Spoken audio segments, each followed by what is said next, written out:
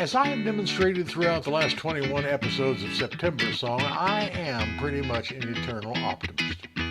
Years ago, one of my coworkers commented, no matter what mess you get yourself into, you're convinced some deity will get you out of it. Well, I wouldn't put it quite that way, but I am an optimist. Not the club kind. Actually, I was a member of that organization many years ago, or was the Lions Club. Well, I usually can't remember what I had for breakfast, let alone what club I joined 40 years ago.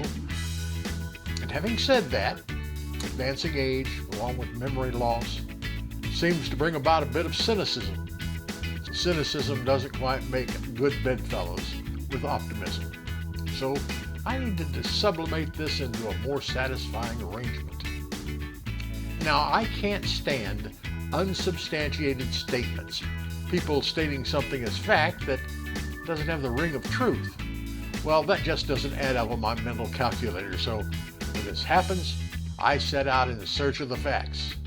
And my go-to source is Wikipedia. Now, you can find out anything on Wikipedia. Pick something out of the air. John Brown's body. Well, you get 3 references. A song, a poem, or a disambiguation. What the hell is a disambiguation? Well, no problem, look it up. Disambiguation is the process of identifying which meaning of a word is used in context. Oh, that. A little while ago, I started thinking about Murphy's Law. If anything can go wrong, it will go wrong. Now, I'm not sure I directly buy into that. I mean, if it's true, how could anything be accomplished? Plus, who the hell is Murphy? Now, this will take some serious looking into. Where did I go? You got it, Wikipedia. Now, I always thought of Murphy's Law as simply the muttering of some dang pessimist. But when I see all this information on Wikipedia, it must be more than that. So I started to dig, and I began with history. It seems that the earliest reference to such a notion was made by Alfred Holt back in 1877, and he said it is found that anything that can go wrong at sea generally goes wrong sooner or later. Well, he seems to think that only it happens at sea, so I need to look a little further. Plus, his name ain't Murphy. In 1948, humorist Paul Jennings had this to say.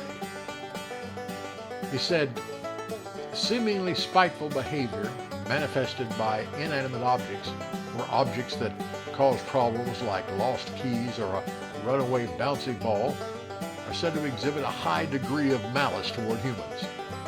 I can see why Jennings is labeled a humorist. The contemporary form of Murphy's Law goes back to 1952, as John Sack described it as an ancient mountaineering adage. Anything that can possibly go wrong does.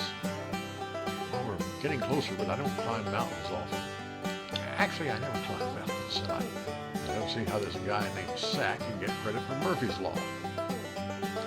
But then it suddenly appeared out of nowhere. Murphy's Law was named after Captain Edward A. Murphy, an engineer working on a project designed to see how much deceleration a person can stand in a crash. It seems that Murphy was a guy that needed to rethink his job opportunities. Well, it took a lot of work, but I finally found out who Murphy was. And then in the very next paragraph, one important fact about Murphy's Law was that it was not actually coined by Murphy, but by another man by the same name. There's no end to this. Incidentally, a lot of Brits think that Murphy's Law is an Irish joke. Murphy is an Irish name, of course, and the Irish have been the butt of jokes from Brits for a long time. Anyway, a lot of Brits seem to think that what Murphy's Law refers to is that the Irish are to blame for things going wrong because they're careless or stupid or both, at least according to British mythology about the Irish. Well, I thought I was going to put an end to all this when I got a copy of the only existing interview with Captain Edward A. Murphy. Unfortunately, I accidentally erased it before I could put it into the episode.